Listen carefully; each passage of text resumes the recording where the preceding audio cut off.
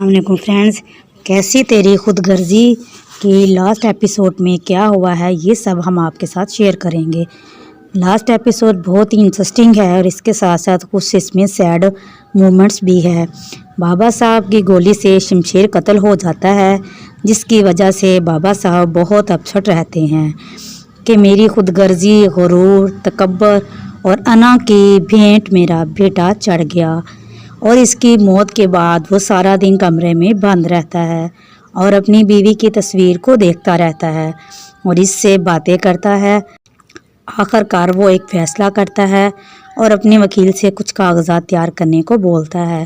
وکیل کچھ کاغذات تیار کرتا ہے جس میں وہ لکھتا ہے کہ نواب زادہ دلاور اپنے پورے ہوش و حواس میں اپنے تمام جرم، جس میں قبضہ، قتل، اغوا اور اس قسم کے بہت سارے جرم میں ملوث رہا ہے کا اقرار کرتا ہے، اور یہ بھی اقرار کرتا ہے کہ اس نے اپنی بیوی اور اپنے بیٹے کا قتل کیا ہے۔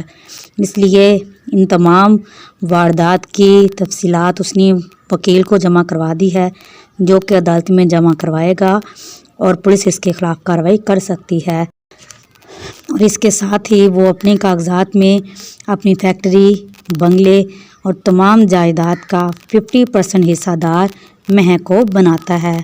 ادھر شمشیر قتل ہو جانے کے بعد مہک بھی بہت زیادہ پریشان رہتی ہے اور ہر وقت شمشیر کو یاد کرتی ہے اور شمشیر سے کہتی ہے، جب مجھے تم سے بہت زیادہ ڈر لگتا تھا تب تو تم میرے ساتھ رہے، اور جب تم بدلنا شروع ہو گئے تھے اور مجھے تم سے پیار ہو گیا تھا تو تم بدلنے کے ساتھ دنیا سے چلے بھی گئے۔ یہ افسوس ساری زندگی میرے ساتھ رہے گا کہ جب مجھے تمہارے ساتھ کی ضرورت تھی تو تم اس دنیا سے چلے گئے۔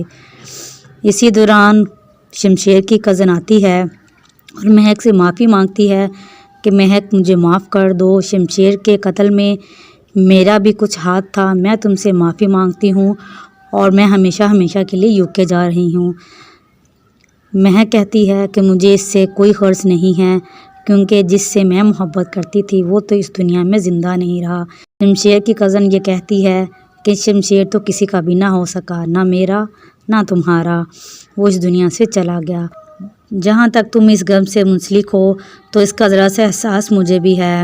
بابا صاحب دارا کو میڈیا کو بلانے کے لیے بولتا ہے اور اپنے وکیل کو بولتا ہے کہ جو اقرار جرم میں نے تحریری طور پر دیا ہے یہ تمام میڈیا اور ٹی وی چینلز کے سامنے اور اخباری رپورٹر کے سامنے پڑھ کر سنایا جائے۔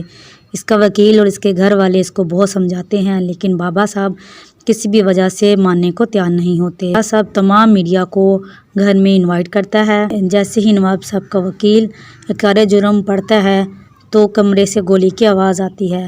دارا بھاگ کر جاتا ہے تو دیکھتا ہے کہ نواب زادہ دلاور اپنے آپ کو گولی مار چکے ہوتے ہیں اور اپنے آپ کو قتل کر چکے ہوتے ہیں۔ شمشیر کے قتل کے بعد نیدا کی ساس بہت زیادہ بدل جاتی ہے۔ نیدا کا رویہ بھی اپنی ساس کے ساتھ بہت زیادہ تبدیل ہو جاتا ہے۔ ایک دوسرے کا رویہ تبدیل ہوا دیکھ کر دونوں بہت زیادہ شوق رہتی ہیں، لیکن وہ وعدہ کرتی ہیں کہ نیدا اپنی ساس کو اپنی ماں کی طرح رکھے گی اور چچی کے ساتھ کبھی بھی بدتمیزی سے پیش نہیں آئے گی۔ نیدا کی چچی بھی اس بات کا وعدہ کرتی ہے کہ نیدا کو اپنی بیٹی بنا کر رکھے گی اور کبھی بھی ان کی وجہ سے ان کو پریشانی نہیں ہوگی۔ نیدا کی چچی اپنی بیٹے کو بولتی ہے کہ وہ نیدا کا زیادہ سے زیادہ خیال رکھا کرے، کیونکہ میں نہیں چاہتی کہ نیدا کو کوئی ٹینشن ہو۔ ساس اور بہو بہت زیادہ خوش ہوتے ہیں اور ایک دوسرے کے ساتھ پیار محبت سے رہنا شروع کر دیتے ہیں۔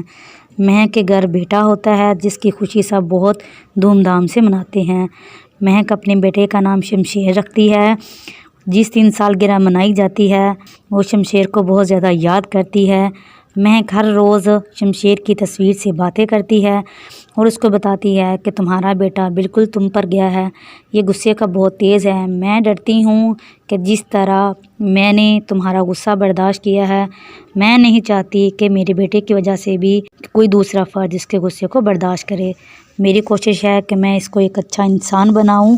کیسے ہی شمشیر کی تصویر سے باتیں کرتی رہتی ہے۔ لاسٹ ایپیسوڈ بہت زیادہ انٹرسٹنگ ہوئی تھی، جس کا سب کو بہت زیادہ انتظار تھا۔ نواب زادہ دلاور کا وکیل مہک اور اس کے پاپا کو اپنے آفس میں بلاتا ہے، نواب صاحب کی وصیت کو پڑھ کر سناتا ہے اور بتاتا ہے کہ نواب صاحب کی پراپرٹی، اس کی فیکٹری، بنگلے اور جتنی بھی اس کی جائیداد ہے اس میں سے انہوں نے مہک کو 50% کا پارٹنرشپ بنایا ہے۔